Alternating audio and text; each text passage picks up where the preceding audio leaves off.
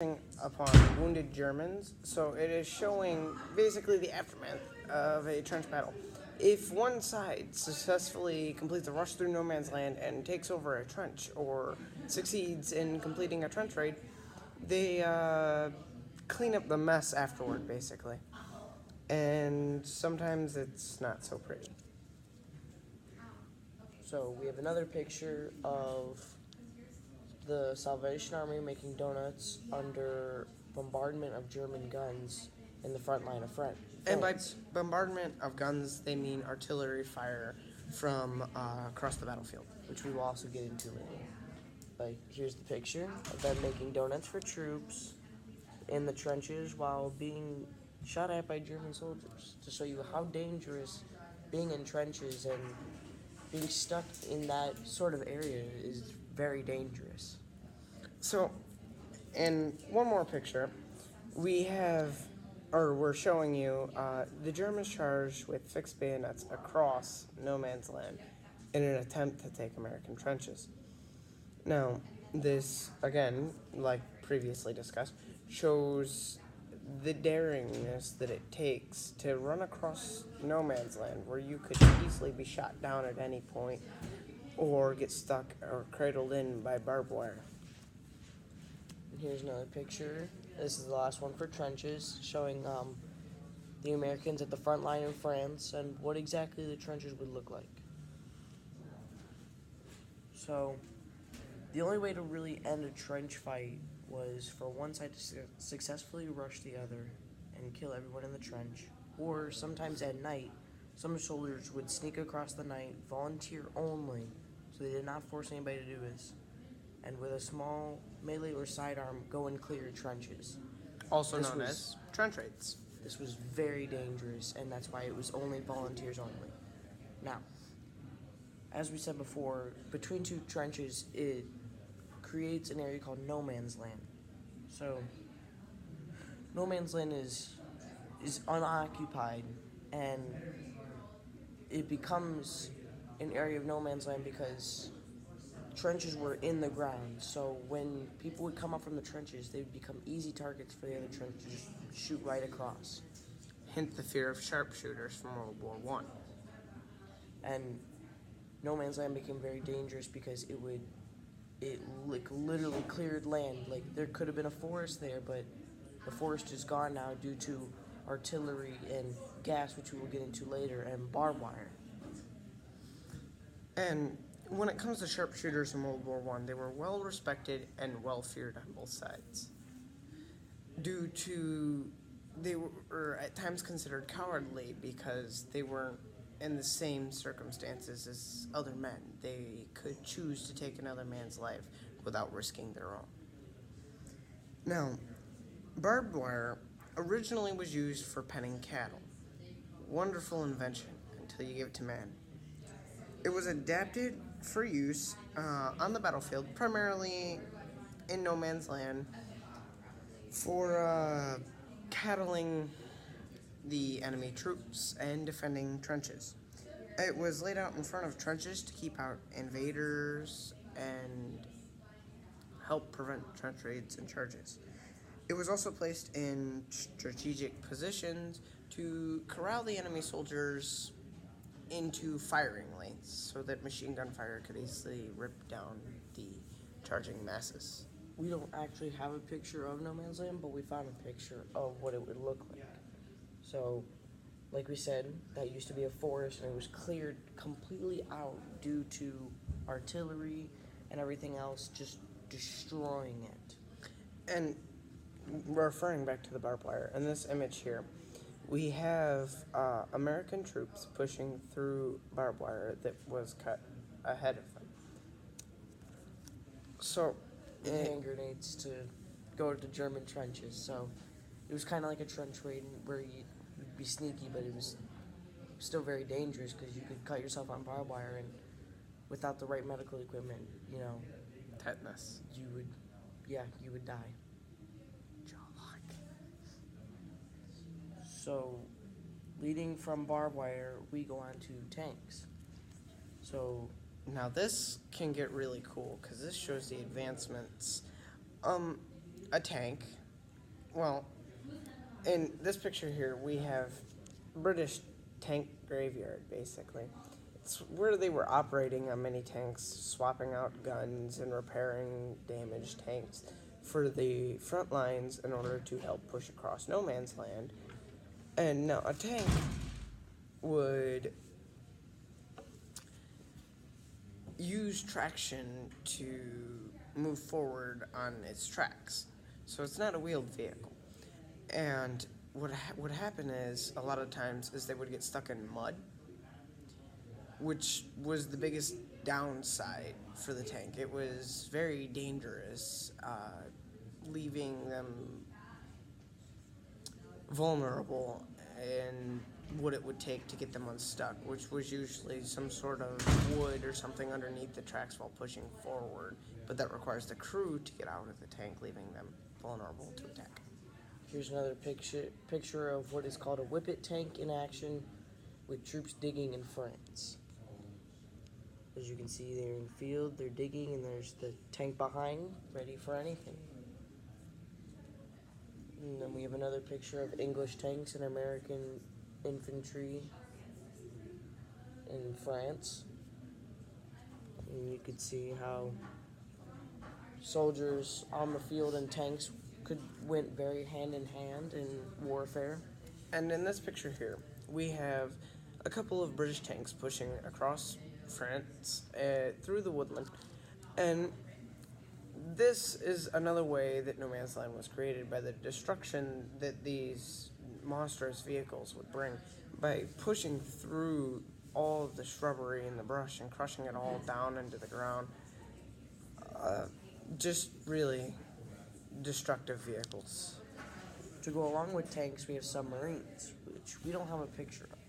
But U-boats, which stands for undersea boat. The typical U-boat was over 200 feet long and carried 10 to 20 torpedoes. A torpedo is basically an underwater missile, in a way. And it would submarine would usually hold 30 to 60 sailors and could stay submerged for about 2 hours at a time. Germany began the war with 38 and ended with 34, only about 300. With 334, only about 178 German U-boats sank through the war, and there were never more than 60 active at a time. The depth charge was created to combat U-boats. So. And the depth charge is something that you would launch off of a boat. And basically what a depth charge is, depending on the launch system, which is usually right off the deck of the ship, it would go overboard, go down with a little propeller, and it would wait a little bit, and then it would explode usually near the U-boats, causing shock waves to crush the U-boats using pressure, or make holes depending on shrapnel and things like that. Speaking of shrapnel and other things, we go into artillery.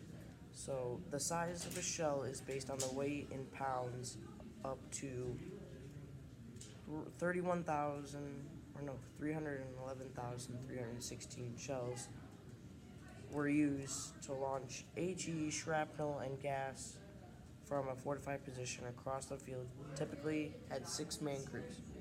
So artillery is based around kind of like if you took a gun shell, a bullet shell, right?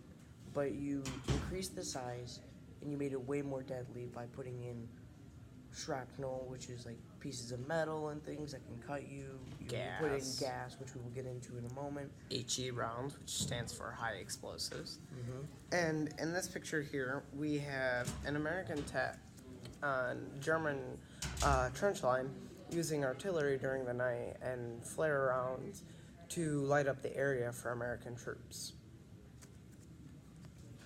Then coming from artillery, we go into gas. The most known gas that was used is mustard gas, which was very hard to come by. Gas masks were very inconsistent and often didn't work. Mustard gas had many effects, and many were lifetime long. Like, things didn't go away. You would get injured by it, and you'd be stuck with those injuries till the day you die. They could cause very horrific injuries. And in this image here, we have American troops giving Germans gas, aka using flamethrowers and gas grenades to clear out German trenches. And the flamethrower was another horrific invention of the time. It propelled a liquid fire forward from, depending on the time, could be upwards of 25 to 100 feet in front of the user. And they would have a tank on their back that held the substance and an igniter in the front of the tube that launched it forward, causing it to catch fire. And what would happen is it would hit a person, it would stick to them and burn them alive. And going back to mustard gas could cause anything from the eyes to skin to respiratory problems. For eyes, it would cause problems such as irritation, burning, inflammation, and blindness. For skin, it would cause itchy redness and yellow blisters. For respiratory, it could cause running or bloody noses, sneezing, hoarse throat, shortness in breathing, coughing, and sinus pain. No, It was very dangerous product. mustard gas was not the only gas used in World War I. There were other gases like chlorine gas and I'm drawing a blank. Hydrogen. Yeah, hydrogen gas. Some of these gases had no color, no smell, and you didn't know that they even hit you until after the effects took place. Due to this, gas has become a illegal form of warfare in the rules of war. So the question you may be asking yourself is, so How you do have you- trench wars, you have tanks, you have flamethrowers and everything, but who's using it and how did we get those people to use it? How do you get a man to willingly sign up to go see the horrors of what another man will do to another in the name of their own country? It's what we call propaganda. So this isn't exactly a way of bringing soldiers over, but this is like some of the things that some of them will be like people joining the army and things, but some of them will be things like this, where it's saying that you should buy war bonds. So war bonds are like you put money towards the army, and then after the war you get your money back. This was used to fund the military in a time where the government lacked money. Now, one way that they would kind of encourage you was the draft, but how do you get people to willingly do it? You put up things like, I want you in my army or in the U.S. Army. This is commonly referred to as Uncle Sam, and these would be posted on walls and in your local library and whatnot, where people were commonly going, kind of to encourage and show the person, hey, you're special. We need you. And you also had, again with the war bonds, posted in order to encourage people to purchase them and give the government money in order to fund weaponry and rations for the war effort. And one other thing is, with the biggest problem with frontline warfare is boredom. Soldiers with nothing to do are likely to get into trouble. And one way to combat this was reading.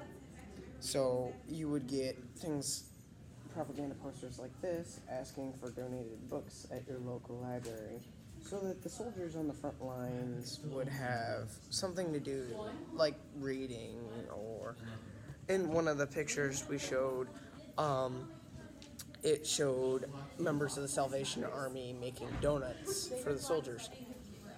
And I think that concludes all I have to say. Yep. and that is warfare and a bit of propaganda.